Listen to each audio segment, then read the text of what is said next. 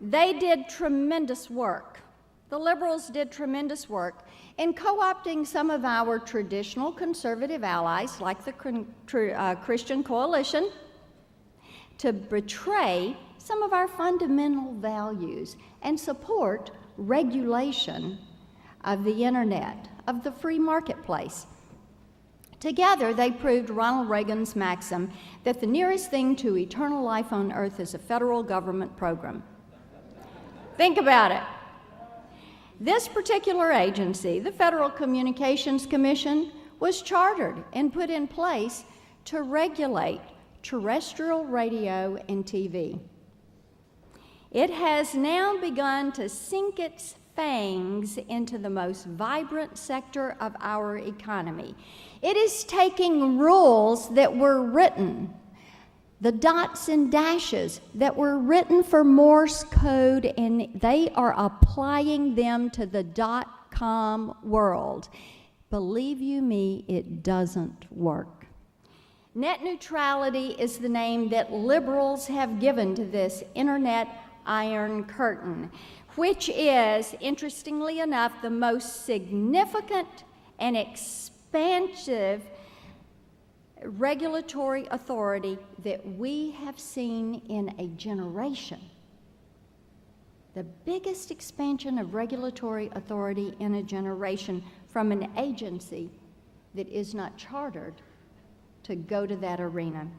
They would have you believe that the very companies who built the internet and working to destroy it, and that they're trying to create a monopoly. Though they have absolutely no evidence on their side, they want you to believe that the remarkably innovative companies that were born online, from Facebook to Twitter to health IT companies to online banking companies, can only continue to innovate and prosper under government control. Conservatives really failed to rise to the net neutrality debate early on. Now, we have only a few decisive moments that are left to us. Nearly 7 months after Chairman Janikowski issued the net neutrality rules, they are yet to be published in the federal record. Now, when he does, the Senate will begin the resolution of disapproval consideration under the Congressional Review Act. The House has already passed this. All 47 Republican senators have pledged to vote against net neutrality.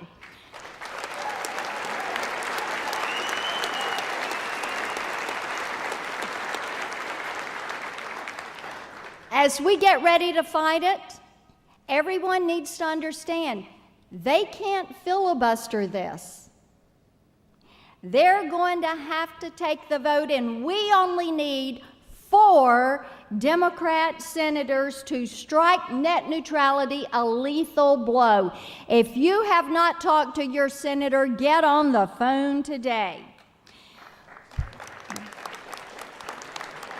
While we exploit the last few decisive moments that are left in the fight on net neutrality, the FCC and the media reform special interest groups have been forming another new policy debate, looking to impose more hysterical regulations for hypothetical problems.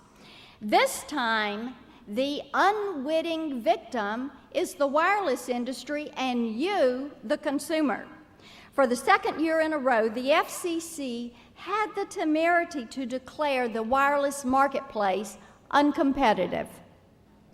Their arrogance and intolerance for the free market capitalism continues as they lay the legal foundation for more government intervention. This time, it's price controls.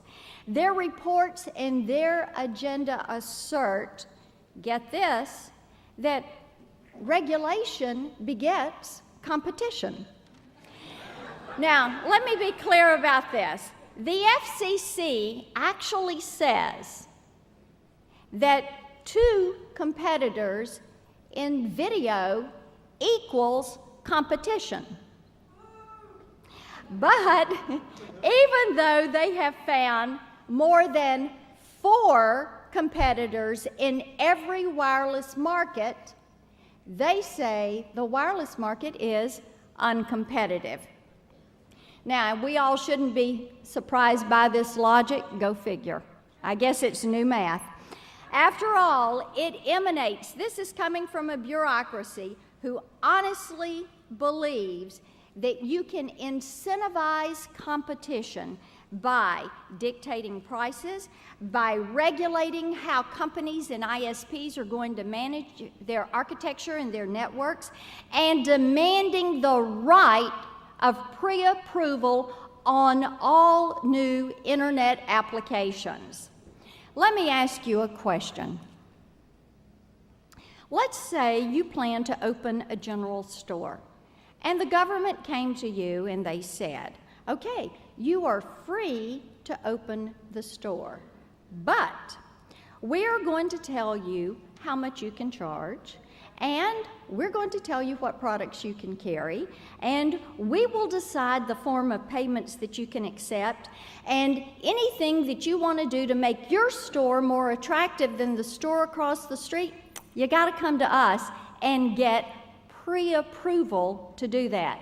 Now, would you open that store? This is precisely what the Obama FCC is planning for the internet and the wireless architecture that makes it work. If they succeed, I will tell you, I fear for the future of this country. They will have bolted a restrictor plate to the economic engine, and the world will leave us behind. But we must stop them. We are only 4 senators away from stopping them.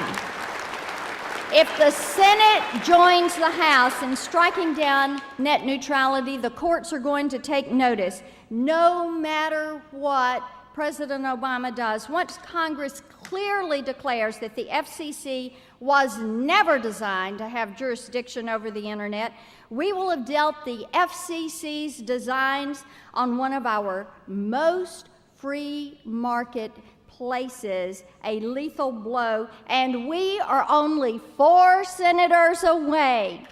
You have heard from conservatives today who are working hard to make certain that we cut spending, that we reform entitlements, that we return the light bulb to the grocery store shelf near you, that we overturn Obamacare, that we roll back all of these environmental regulations. And those are all good choices. They're worthy causes, and I join my colleagues in every one of those fights. But this fight, rolling back net neutrality and defending the internet and true wireless competition, this will be a battle that is going to be decided in a matter of days or weeks, and we are only 4 senators away from beating them. You, each of you are the most engaged, aggressive, factual, online activists that are out there. You turned the tide of Congress last year, and Wisconsin, where are you? You changed your state.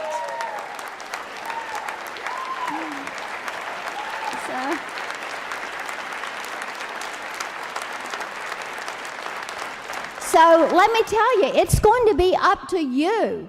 It is going to be up to you to help us lead this to victory. You are the critical element in this fight. So 4 senators are going to decide if the internet is going to remain open and thriving and competitive, or if government is going to put their chokehold on that internet. We're only 4 senators away. You can help us win this fight. We need you. Let's get engaged. Let's make certain that the internet and the virtual marketplace stays a marketplace grounded in conservative values. Thank you all. God bless you.